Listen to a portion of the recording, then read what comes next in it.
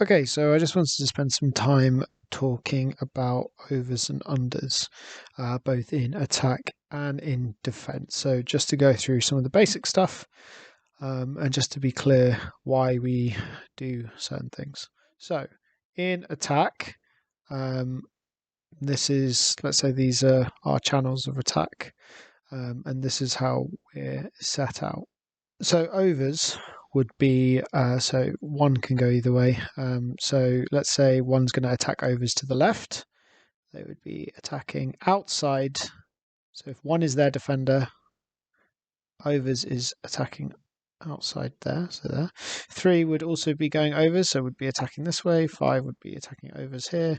7 attacking overs there. If one wanted to attack overs right, they go there. 2 would be overs here.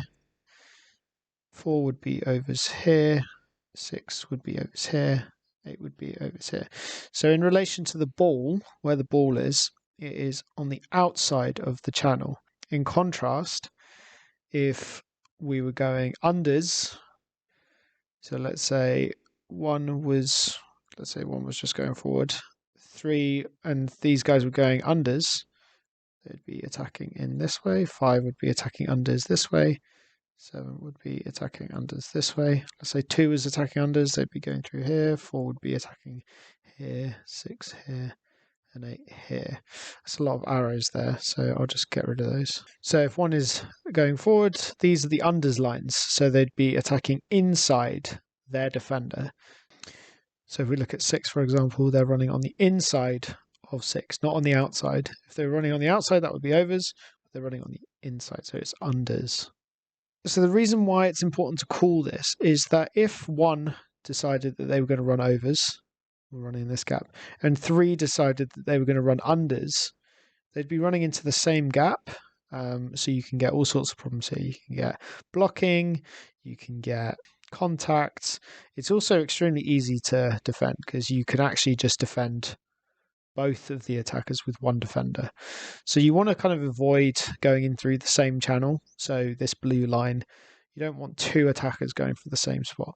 So it's really important that if, let's say, 1 has called that they want to attack overs, that 3 goes, okay, I will also attack overs, and 5 and 7 do the same thing. Because again, if 5 and 7 attack the same hole, it's kind of easy to defend. It's, not very threatening.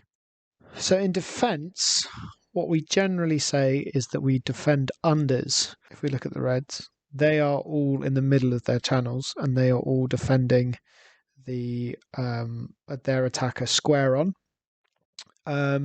Now, this looks like it's all sort of numbered up okay, but this is so easy to manipulate as an attack. If you just look at the space here, 1, 2, 3, 4, 5, 6, 7. These are seven gaps that the attackers could attack. Any one of these attackers could go overs or unders and attack any one of them. So there's 7 points of risk for this defense when they mark like this. So even if the numbers are all correct and you go like, oh, we've got 8 players against 8 players, this should be all okay. You've actually got 7 points of risk. So to mitigate that, what we do is we defend unders. So we defend on the inside of our attacker. So let's say 4 is defending here and we're defending unders. The inside shoulder, so in relation to the ball, inside would be here. So 4 would defend there. 2 would do the same, defend there. 6 would do the same there. 8 would do the same there. Let's do it on this side as well. So 3, 5, 7. You know what? We can even make this a little bit tighter because you can get across. So let's make this even tighter. So here we go. All of the defenders are in position. They're all defending under their attacking player. And the difference here is that where are all the gaps? So we've got one gap here. It's a bit bigger than the other gaps. And one gap here. So yeah, they are a little bit bigger than the previous gaps, but there's only 2 gaps now. There's only 2 points of risk as opposed to 7. So really, as defenders, we only need to worry about the wide places, which is much, much easier to defend because, as we all know, if this ball comes across, we can just drift. So we can do this and staying under. So in relation to the ball inside the player, so 4 would now shift from this side to this side to be inside. 2 would do the same. 1 there, all the same. All the same. We're now inside. So yeah, as a same thing, this gap is quite big, but the ball is here. So in order to get that ball through this gap, I mean, you have to do so much work. You either have to pass it or you have to try and, I mean, you can't kick through that because that's just a solid wall. So this is why we defend unders, because it allows for the drift defense to work more effectively. It reduces the amount of gaps and areas of risk, and it really takes away the attacker's options. So if we open up a door here, and this is the gap, we invite them into this gap. It's fine because as that goes across, we just move across. Easy peasy, super easy to defend. There is a couple of situations where defending overs would be okay. It's very risky, and I think you have to be quite a confident defender, especially in the link role is normally where it happens. But let's say we've got this kind of situation and the defensive line is like really narrow, or maybe we've got like a defender who's like offside and is like trying to get back into position or whatever. It's like a huge overlap. What you can do if you're feeling ballsy, and it is high risk, high reward, because if you have got a good middle, they will execute this. But let's say this ball goes out here. What they can do here, quite simply, is they can fix this player, pass, fix this player, pass, fix this player, and then you've got 2 players in there, and 7's got a bit of a job to do. So that's almost definitely going to be a score. So what you can do is called top blocking, and you can stand outside and sort of invite a player to like hit a hole. So let's say we've got this situation, so 5 stands a little bit wider.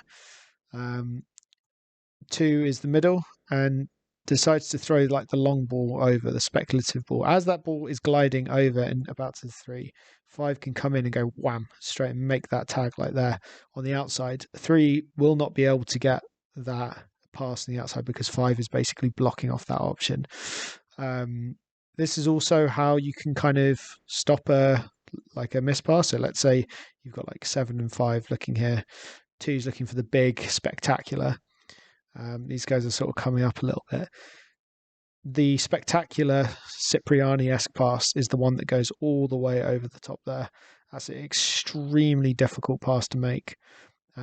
But by kind of being on the outside and making that call and jamming in, you can sort of put fear and doubt into this player. The other benefit of defending on the overs like this is that the greens will most likely be watching the ball, and if you're defending on their overs, you'll be defending in their blind spot, so they'll be looking at the ball and will not see you come in and make the tag. So yeah, hopefully that was helpful and kind of cleared up some things and sort of explained why we do certain things. Obviously, if you've got any questions about this, then please feel free to message me. We can go over it. I'll try and make a more detailed version about some of the progressions. So thinking about things like push and shut. And hopefully we can kind of go over it in some training sometime soon. Nice.